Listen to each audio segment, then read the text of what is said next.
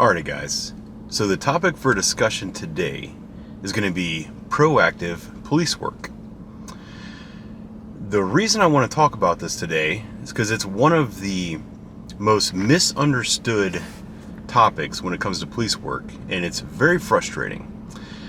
A couple social media comments that kind of inspired me to make this video today, where one was on my own channel, where on my body camera channel, where I mentioned that a guy with a long criminal history also had a long history of traffic infractions.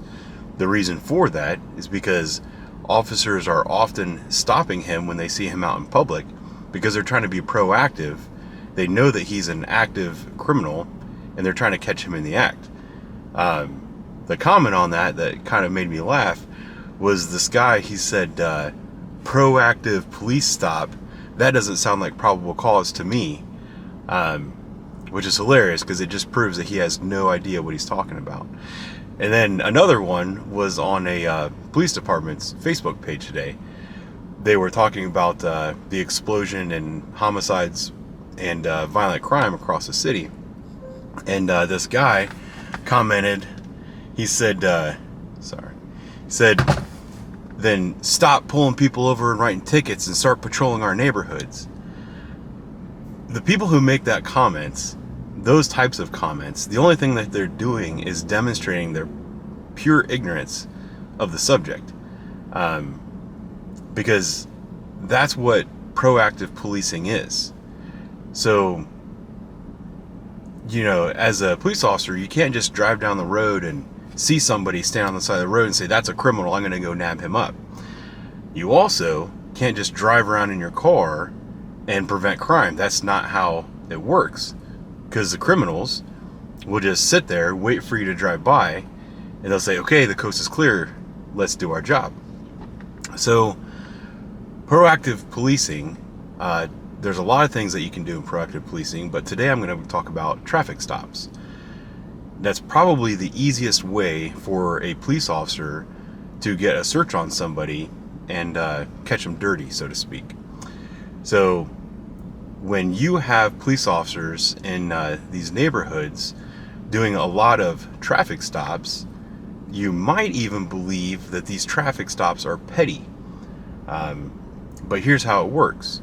So you might have a police officer or a group of police officers. You might even have an officer who is in plainclothes working undercover, or you could have police officers watching crime cameras. They'll watch a specific corner that is known for illegal activity. A lot of times it's prostitution and drugs, because those are the two things that drive violent crime in most cities. I'll cover why in another video sometime. So let's say they're watching this corner, and every hour or every 2 hours they notice the same red 4-door sedan pull up to the corner. People will walk up to that car. They'll stand there for a minute. They might reach into the car, and then they walk away from the car. That activity alone isn't necessarily enough just to pounce on that car. A lot of times what the officers will do is they'll see some kind of car doing some kind of activity like that. They'll wait for it to get down the road, and then they'll find a minor infraction to stop that vehicle for.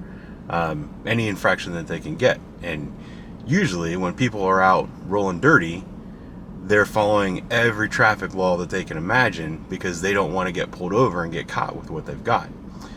So an officer might use a minor infraction, like when you're leaving a private drive, you have to stop before you enter the sidewalk, and then you can cross the sidewalk and enter the roadway. You also have to stop and use your turn signal. You have to use your turn signal 100 feet before making a turn. If there's a white line next to a red light, you have to stop your wheels before they touch that white line. At night, you have to have a light illuminating your license plate.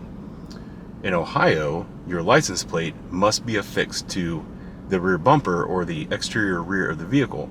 It is not allowed to be taped to the inside of your rear window. Those are a lot of infractions that officers will use when they're proactively trying to catch bad guys. So they'll see some guy that they suspect has done something wrong, or they'll see a guy, they'll recognize his vehicle as a vehicle that they've seen do things before, or they'll say, hey, look, that is Dutch. He's driving this Cadillac right now. Let's get a stop on him. So they'll wait for him to get down the road. They'll see him fail to use his turn signal or fail to stop at a stop bar. They'll initiate a traffic stop. So Dutch is now sitting in his car thinking, man, this is a bunch of BS. They're just making up a reason to stop me. So they walk up to the car and they say, hey, here's the reason for the stop. Can I have your driver's license? Then this guy will say, I don't have a driver's license. Well, guess what? In Ohio, not having a driver's license is an arrestable offense. So you take him out of the vehicle, you say you're under arrest, you slap some cuffs on him, welcome back to your car. Well, now you have to impound his car. In order to impound a car, you have to do an inventory check to make sure there aren't any valuables in the car that this person who is driving without a license could later claim you stole.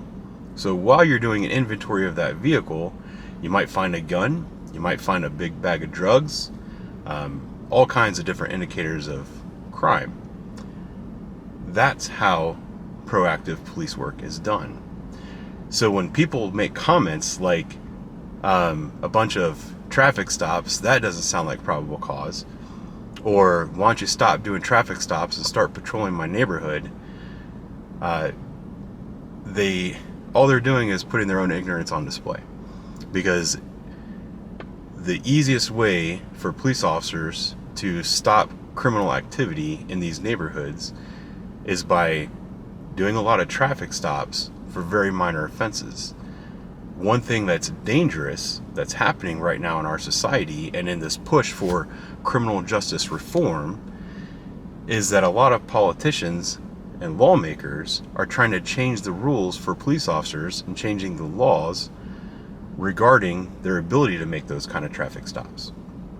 What you're seeing is the result that violent crime across the country is dramatically rising.